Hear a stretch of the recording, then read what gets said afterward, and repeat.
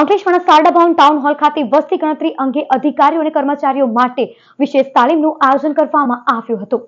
આગામી 1 જૂનથી વસ્તી ગણતરીના પ્રથમ તબક્કાનો પ્રારંભ થઈ રહ્યો છે, ત્યારે અધિકારીઓ અને કર્મચારીઓને વિશેષ તાલીમ આપવામાં આવી હતી। ગુજરાતમાં આગામી 1 જૂનથી 30 જૂન 2026 દરમિયાન વસ્તી ગણતરીનો પ્રથમ તબક્કો હાઉસ લિસ્ટિંગ શરૂ થનાર છે। આ માટે રાજ્યભરમાં ગણતરીદારો અને સુપરવાઇઝરો માટે વિશેષ તાલીમ કાર્યક્રમોનું આયોજન કરવામાં આવી રહ્યું છે।